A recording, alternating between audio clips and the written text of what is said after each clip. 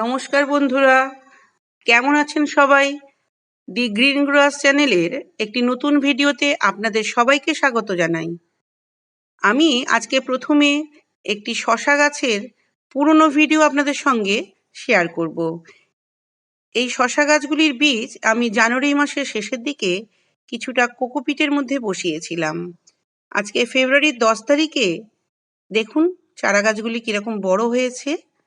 সেই চারা গাছগুলিকে কোকোপিট থেকে ধীরে ধীরে ছাড়িয়ে একটি বস্তার মধ্যে আমি বসাবো। এই বস্তাতে আমি মাটি এবং সবজির খোসা মিশিয়ে রেখেছি, যাতে চারা গাছগুলি খুব সহজে তার বেড়ে ওঠার জন্য পরিবেশটা পায়। দেখুন আস্তে আস্তে বসাচ্ছি, আশপাশ থেকে একটু মাটি দিয়ে চারা গাছগুলো সাপোর্ট দেওয়ার চেষ্টা করছি, কারণ কোকোপিটে চারা গাছগুলো একটু হেলে পড়েছে। তোলার পরে দেখছেন বন্ধুরা, একটু আশেপাশে একটু গুঁড়ো মাটি দিয়ে দিচ্ছি, যাতে চারা গাছগুলো একটু সোজা হয়ে থাকে। আর দুটো শুকনো ডাল আমারই ছাদের যে সমস্ত গাছগুলো শুকিয়ে গেছে সেই সমস্ত শুকনো ডাল দিয়ে আমি দুটো বসিয়ে দিলাম দুদিকে, যাতে গাছ দুটো একটু সাপোর্ট পায়। এরই পরবর্তী ভিডিও আপনাদের সঙ্গে আমি করব। দেখুন দেখুন বন্ধুরা, কি সতেজ দুটো চারা। মাটি দিয়ে আমি একটু ফেব্রুয়ারির মাসটা পুরো গেল, 21 দিনের মাথায় গাছগুলো দেখুন কত বড় হয়ে গেছে। সেই গাছগুলো আমি এর থেকেও বড় গ্রো ব্যাগের মধ্যে রিপোর্টিং করব। দেখুন বন্ধুরা, এই বস্তার মধ্যেও ব্যাগের মধ্যেও কি আছে, মাটি এবং খোসা মিশ্রণ করা আছে। বহুদিন ধরে আমি সেটা রেখে দিয়েছিলাম। আশপাশেও দেখি দুটো ছোট চারা রয়েছে, সে দুটো আমি ওই একসঙ্গেই বসিয়ে দিলাম।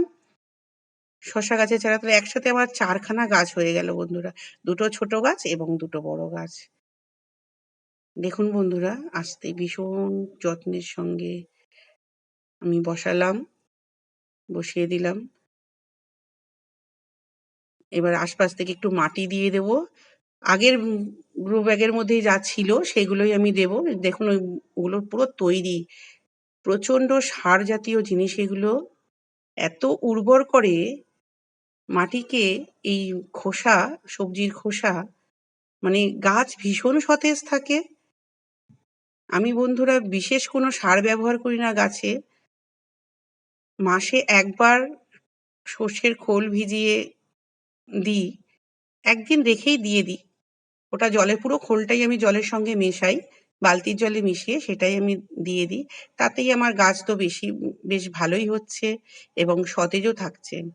তবে এই গাছ বসাতে গিয়ে একটা ভুল করেছি। একটি পেঁয়াজ কলি গাছ ছিল, আমি বুঝতে পারিনি যদি পেঁয়াজ ধরেছে, আমি তার মধ্যেও মাটি চাপা দিয়ে দিয়েছি। তাকে খুঁজলাম কিন্তু সেটা পেলাম না, এবং এরপরে অন্য একটি গ্রো ব্যাগ থেকেও আমি একটু শুকনো মাটি দিয়ে দিচ্ছি, যাতে গাছগুলো একটু সোজা হয়ে দাঁড়ায়। দেখুন বন্ধুরা, দেখছেন ছোট গাছ দুটো। এরপরে আমি একটু জল দেব।